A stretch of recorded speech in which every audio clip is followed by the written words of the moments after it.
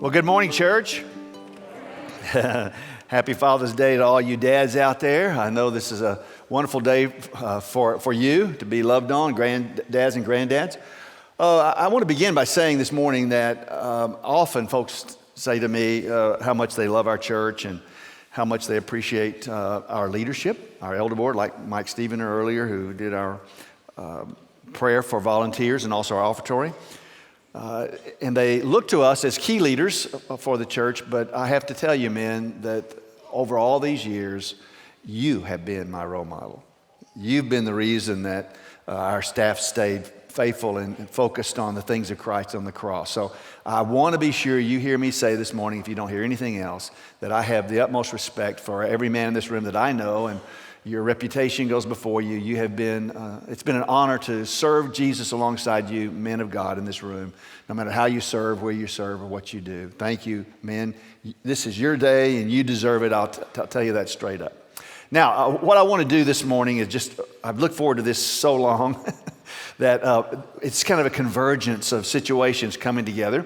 We've been studying the book of Ecclesiastes. If you've been a part of our church the last couple of months, you know that. We've been working all the way through it, and today we come to the conclusion of it. So you should have sermon notes. Let me see them. Show me your sermon notes. All right? And the title of the sermon is The End of the Matter, because this is the end of the matter. And what we've been studying in the book of Ecclesiastes is from the life of Solomon, about 920 BC. He became the king of Israel. You know, he was David's son. He went through some ups and downs in his life. He was the richest king who maybe ever lived, actually. He was also probably one of the wisest kings who ever lived. And he went through a period of materialism in the first few chapters, as you recall, hedonism, fatalism. He's gone through all the isms. And he comes to the very end of the book and he makes this realization. He comes to this final conclusion that there's no way for you to fill this infinite hole in your life with finite stuff. That's the bottom line. And when you come to the very last chapter, chapter 12 and verse 13, he says this is the end of the matter. This is it. Fear God, be obedient to Him. Fear meaning reverence and honor and worship God. Be obedient to God. That's the end of the matter. Throughout the book, he tells us, eat, drink, and be merry. Live in the moment. Not because tomorrow you die. That's Epicureanism. That's false. But eat, drink, and be merry because it's a good gift from the hand of God. Live in the moment because you only have so many of them in life. And as you're living them out, remember that you can't fill that infinite space in your life with finite stuff.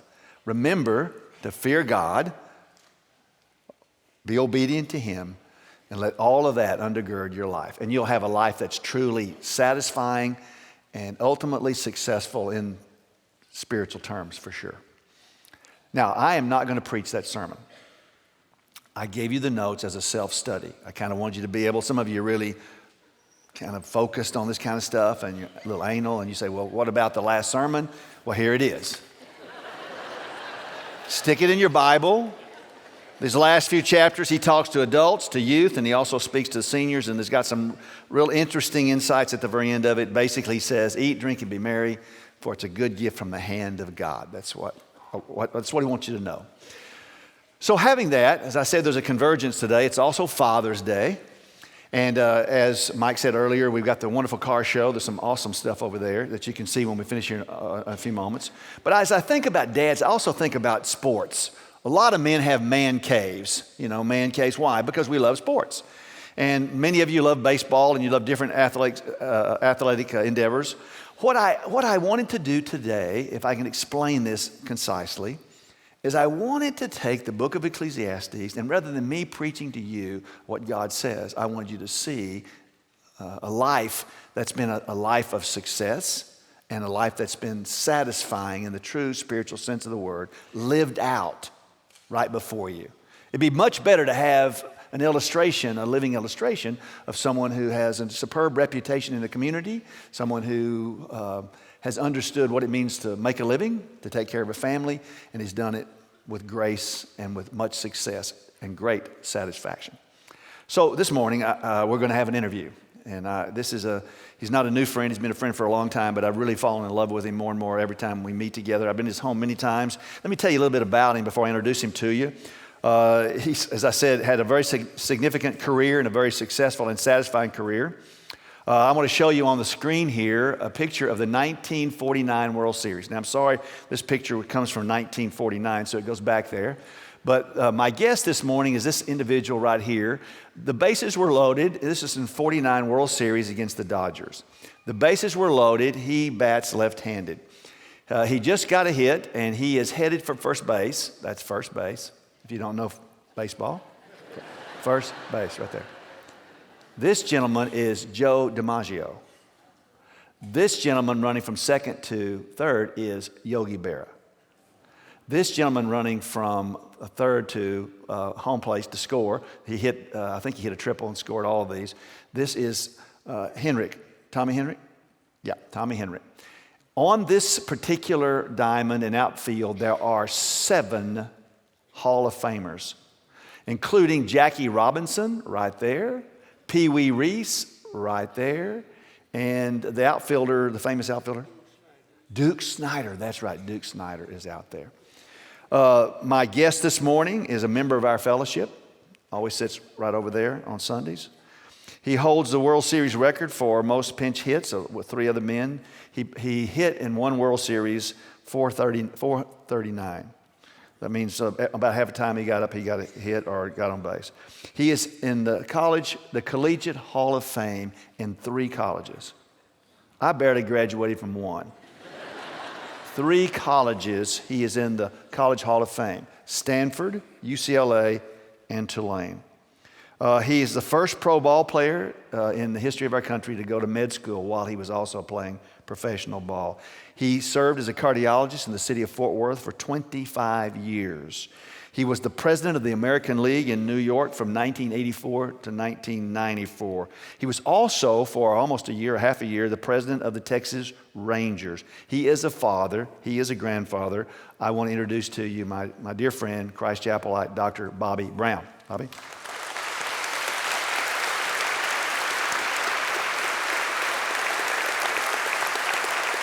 Thanks for coming up here, buddy.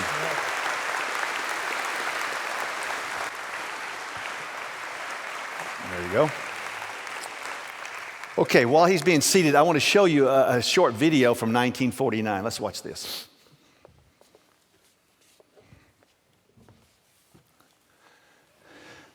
They're playing the Dodgers, as you can see, and that is Bobby Brown right there. How old were you, Bobby? And that's now? No, then, right there. Well, I was, I guess, 24. 24. This is the hit that drove those men around. There he goes sliding in. Wearing a New York Yankees uniform. He was a Yankee for ostensibly 8 years. He spent 2 in the military, so 6 years he played with them in 4 World Series, which they never lost a World Series. Now, I want to show you that diamond again from the 1949 World Series. Can we put that up there again, team, back there? There it is. Now, so let me be sure I got this straight. On that field at that time, who else is up there? There's a coach and also even the umpire. Campanella is the catcher. The catcher right here. For the Dodgers. And he was the one that died prematurely. He was in a terrible automobile accident, became a quadriplegic, and then died early.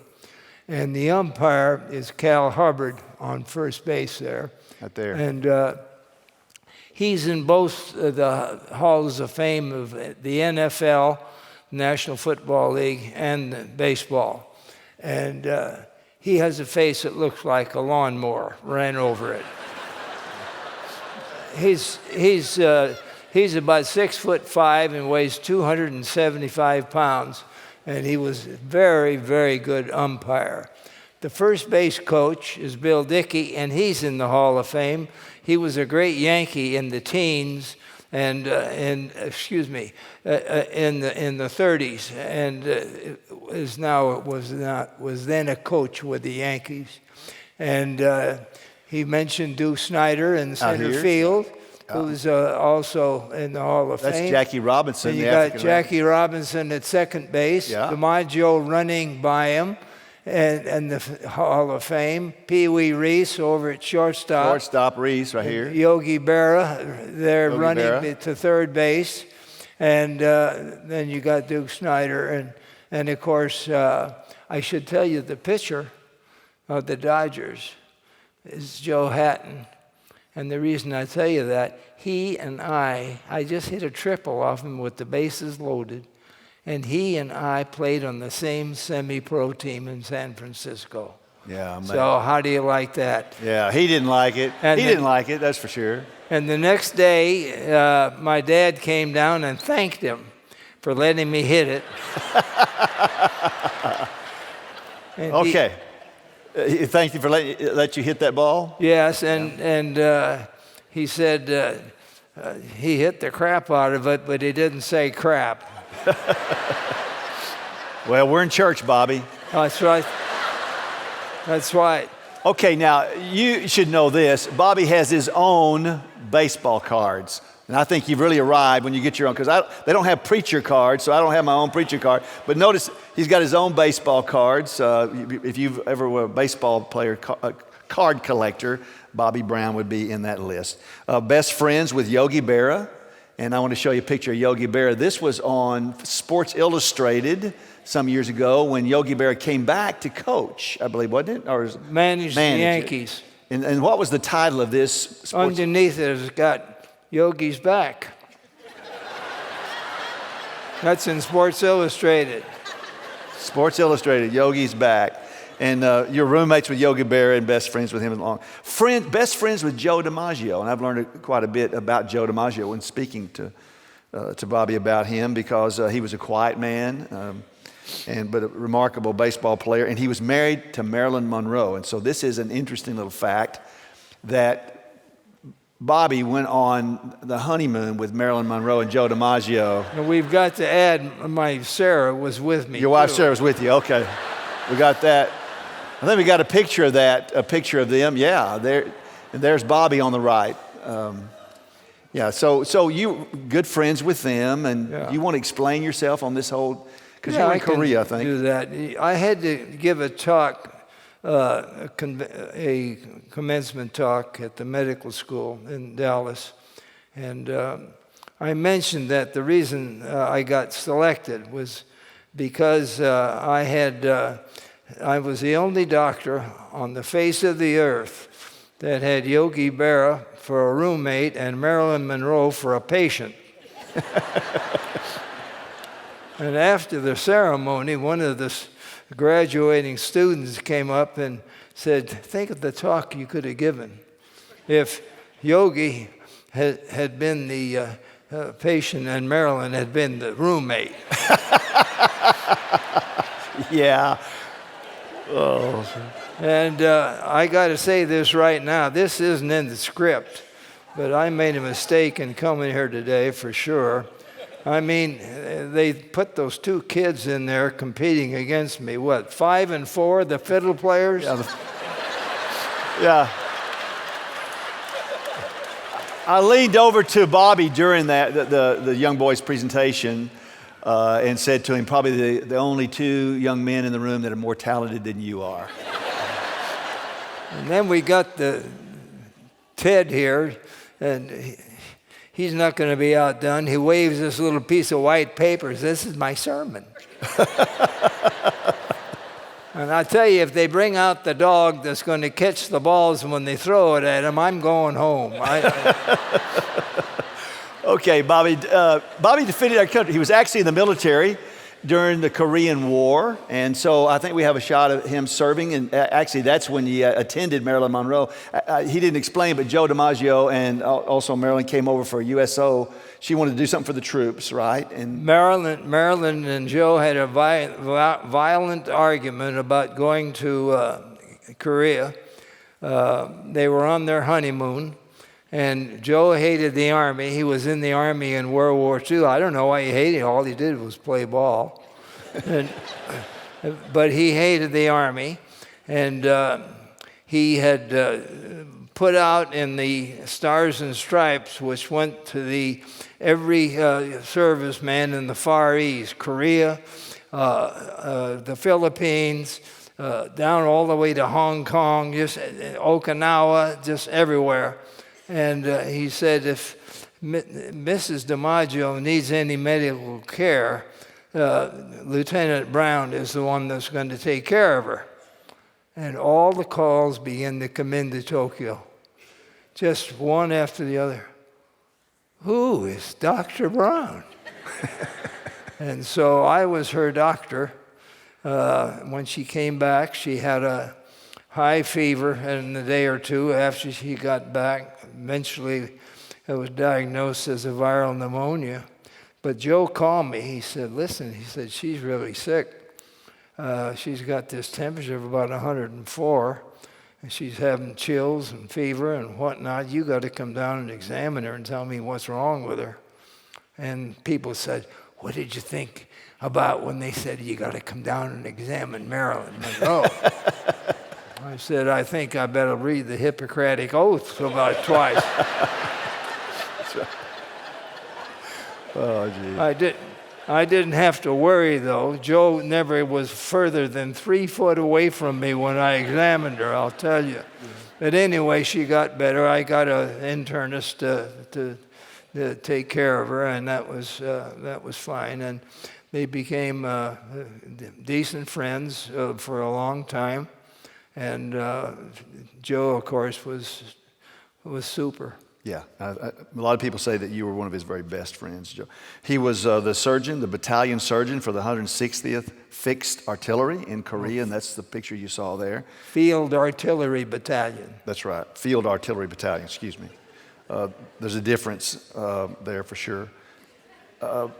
Also, as we just discussed Marilyn Monroe, I've always thought it was really interesting, all the dignitaries that you've had the privilege of meeting over the years, and here are a couple of shots of a few of them. Here's Ronald Reagan, of course, then we've got Bush. But there's one that we don't have a photograph of. That's you actually met and knew General MacArthur, who was obviously a major name in the history of our country in the war. So I have a question for you. In your whole Major League Baseball career, what would you consider to be, during the World Series at least, one of the most memorable moments for you in the World Series? And you've already told me what it is. It has to do with your father at the game. So would you tell us that story? So since this is Father's Day, and what that meant to you? Yes, my father, of course, was both. My father and mother were great support people for me. My dad taught me how to play, and he must have pitched 10,000 pitches to me, hitting. And so we were very, very close, obviously. And in the 1947 World Series, the Yankees and the Dodgers were tied after 6 games, each won 3. And we had the 7th game to decide the big winner. And we had 2 pitchers that were going to pitch in the game, and both had developed sore arms during the World Series. Spec Shea was going to start the game, and then Bill Bevins was coming in to relieve him. And Shea only lasted about an inning and a half, inning and a third. Bevins a couple of innings, and in the 4th inning, we're down 2-1 to the Dodgers. And Bevins was due to hit in those days. They didn't have a designated hitter. And they put me in to hit for Bevins with the man on second and the man on first. And I hit a double down the left field line and scored the tying run at 2-2. And we had the go-ahead run at third that scored, that made it 3-2 in that 4th inning. And then we went on to win 5-2, and we won the series. And I had gotten a big bonus to sign in those days. I got $52,000 to sign while I was in medical school.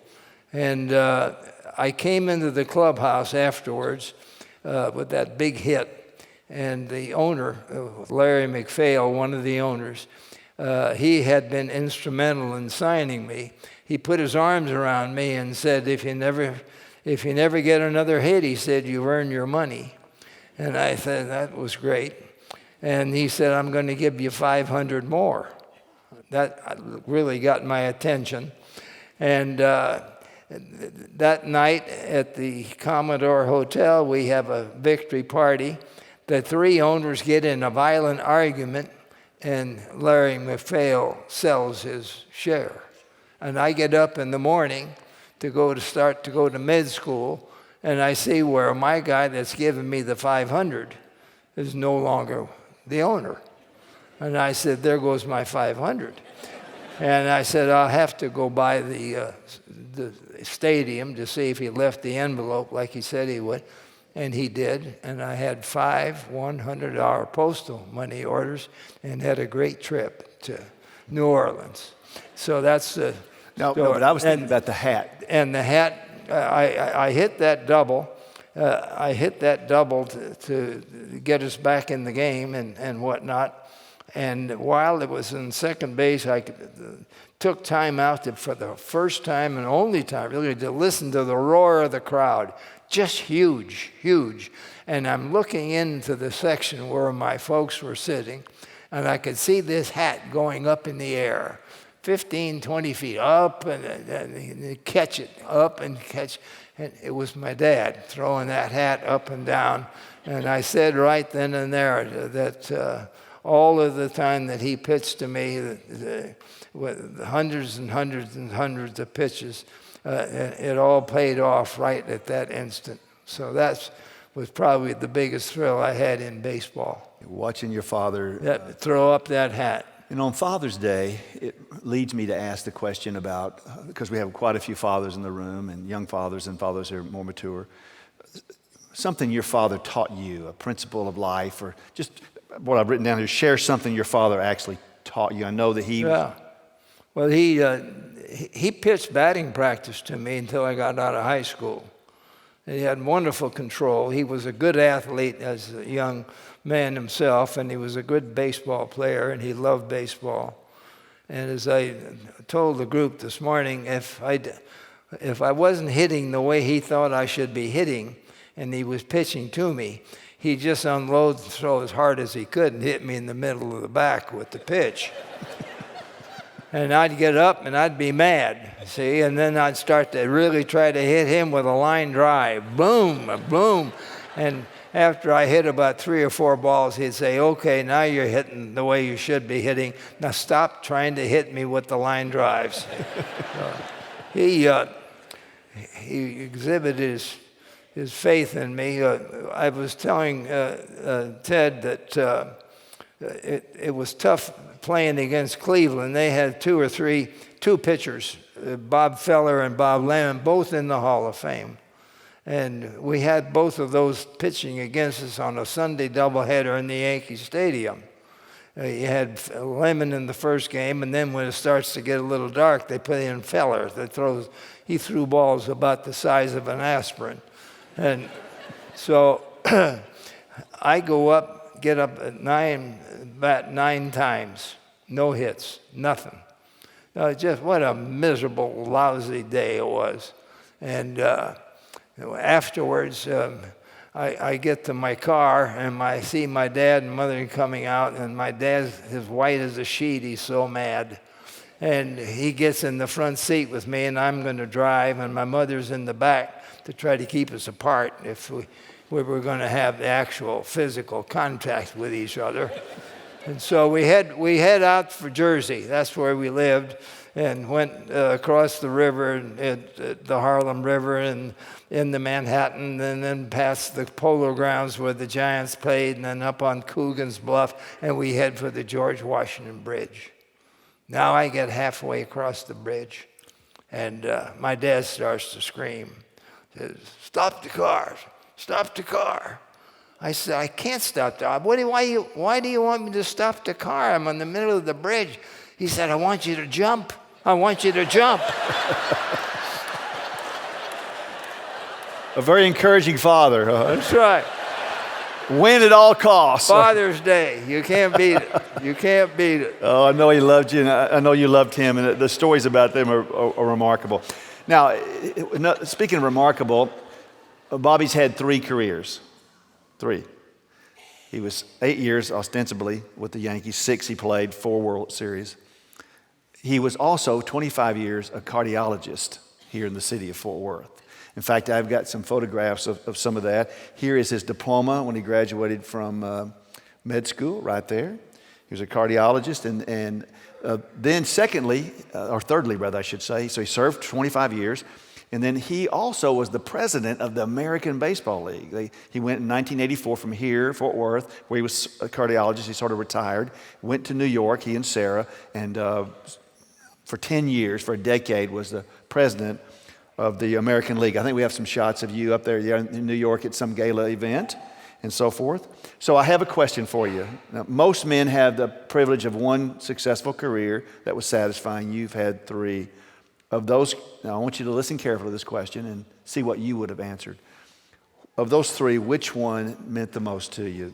Being a Yankee for 8 years, being a cardiologist in Cowtown, or being president of the American League? Which of those? Well, I don't think there's any question in my mind. You know, my 25 years as a doctor was the most meritorious, and I've told people before in graduating classes, sometimes when I talk there, that the real payoff for a doctor is to bring somebody from the brink of death and get them back where they can be okay again, and to get the voice of gratitude from the families, and the gratefulness and the tears in their eyes. And that just is the big thing for a doctor. It pays off all of the work and the hard study and so forth that he does. And so there's no question about it. Getting that diploma from the med school, it was so tough for me, going both playing ball and going back to med school, and it took me 6 years to get through, and it was really the biggest thrill I had. And certainly my medical career outshines everything else that I ever did. So, would you have expected that? No. Yeah, you can applaud. In a conversation with Bobby, I asked him about that, and he mentioned the Good Samaritan. And I said, you know, that's a biblical principle where you receive back when you give your life away. It's what Jesus did. He gave himself as a full sacrifice for us. And when you give yourself away, it's amazing how much satisfaction comes back to you in knowing that your purpose is being fulfilled on this earth. And that's what you told me. Remember, you used the Good Samaritan as the illustration. He felt like that his call was to help those who were really needing help. And that's a great... Ted, before you, I have to tell him that in 1950 I graduated and from med school, and then I started interning in San Francisco at the Southern Pacific Hospital. And the first day I'm there, I'm assigned to the gastrointestinal ward. And as I was seeing some of my patients, I was about 10 feet away from, 15 feet away from one patient, and he was talking to his wife. He said, "Do you see that guy over there? That guy, that my doctor? Do you know he was in the World Series against the Philadelphia team? And he just got out here? And can you imagine that?" She said, "I can't imagine it." She said, "And I don't care if he's Babe Ruth. When is he going to cure your diarrhea so you can come home?"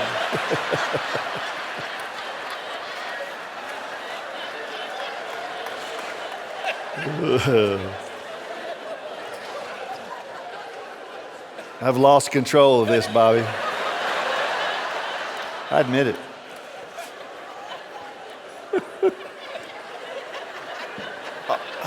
Also, he's a family man.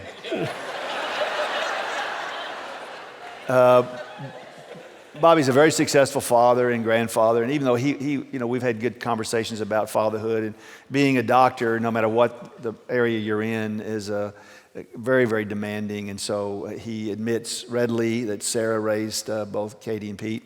But here's a picture of some of his family background. This is Sarah. She was at Tulane there. She was like the homecoming queen, at Tulane. Then they met there and married, and here's a photograph of them being married in 1951.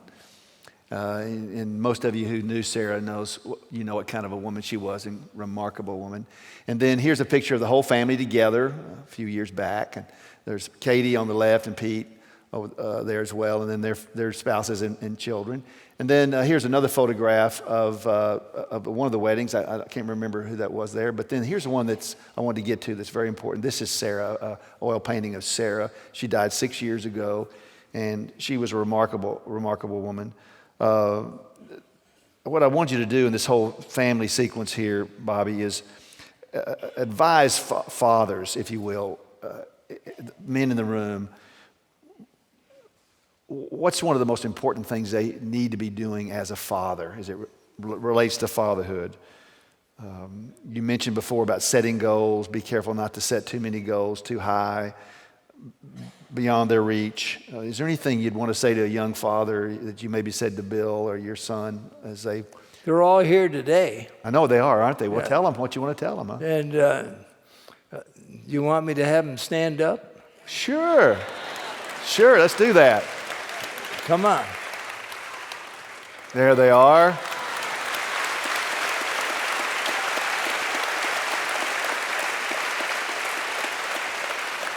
Let me switch. See, when I got interested in Sarah, she was at Newcomb College at Tulane, and my sister had found her for me, and which is true. And I told her when I got pretty serious, I said, "You call your daddy. You tell him that I play third base for the New York Yankees." And I said, "And you call your mama. You tell her I'm in medical school." She didn't have a chance.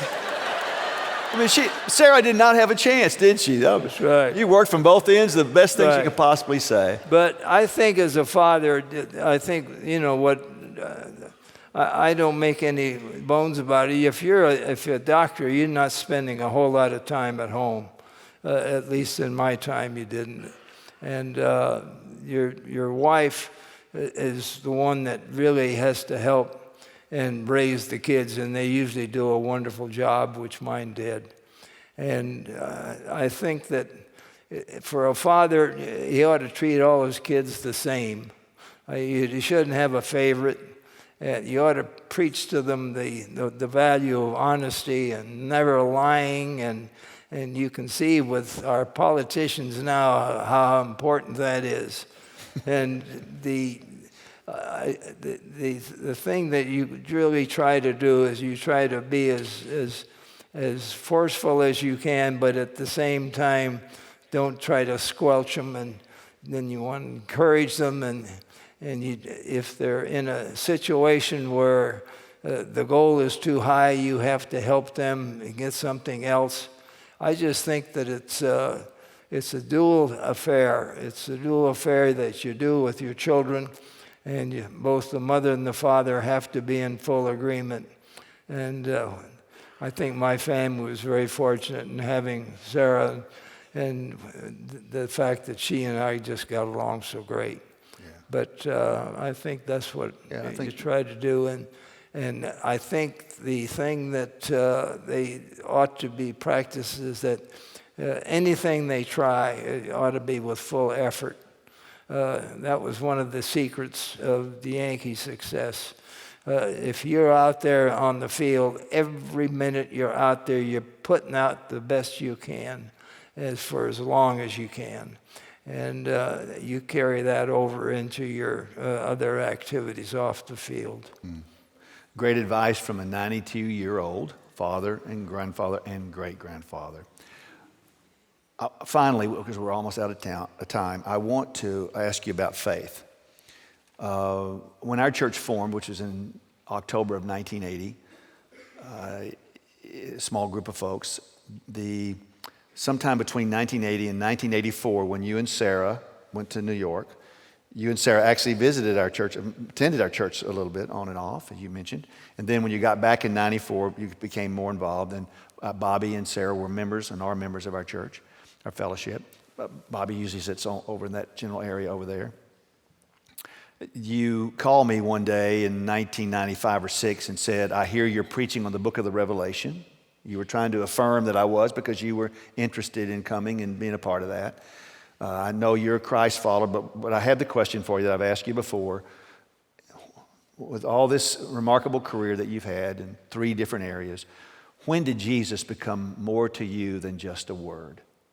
Well, I think in the early 60s, if I remember right, and I'm not sure on these dates, but my wife Sarah had a hysterectomy, and she had some terrible complications arise in the post-op period, and for one day at least, she was very, very close to not making it. She was hemorrhaging, and they finally got that all under control. But she had been, instrumental in the Bible study fellowship, and she had gone with Patsy McDonald to the chapter over in Arlington, and then decided that they'd open up a chapter here, which she did. And so she had been very active as the teaching leader. And then eventually, after all health came, we were in New York. She and a friend of ours started the first Bible study fellowship in New York City, in Manhattan. So when she was having so much trouble post-operatively and whatnot, she was very devout and very devoted to Jesus Christ, our Savior. And that convinced me that I ought to do the same.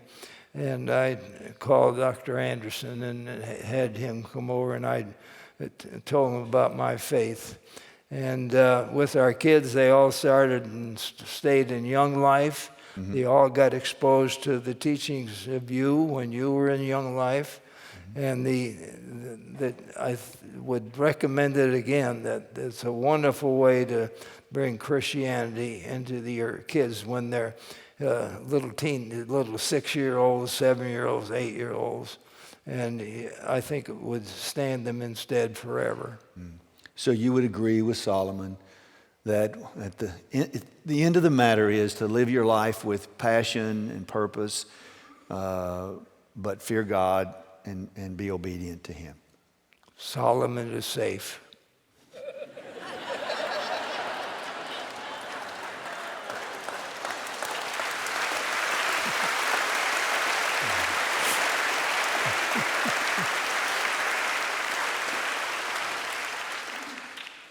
I have in my hand a baseball from 1948, the Yankees in 1948. It belongs to Larry and Debbie Kalis. Larry Kalis is a dear friend, very active in our church, and he's a huge White Sox fan. He's from Chicago, that's right. And I don't know what this ball's worth, but it's signed by all the players we just mentioned, and one of them here is Bobby Brown.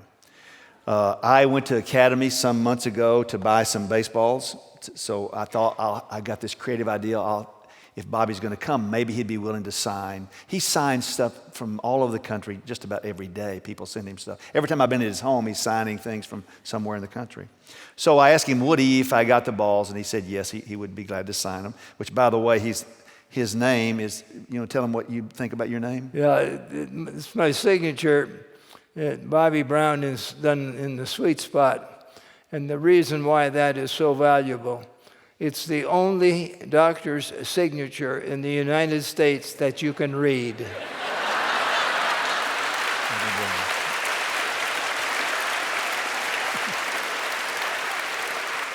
So Larry Kalis called to Chicago to the White Sox home office, and they shipped me a case of MLB baseballs, the real thing, which they would be using this week or next week in a Major League game.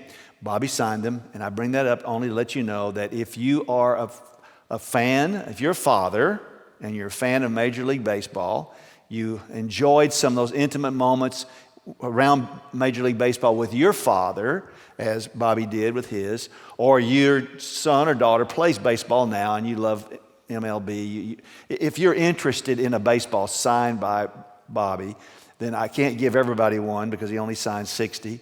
But if you'll go out to the car show in just a few moments when we say amen, and there's a raffle box out there, you fill out it and drop it at 6 this evening. He's going to come back at 5 o'clock.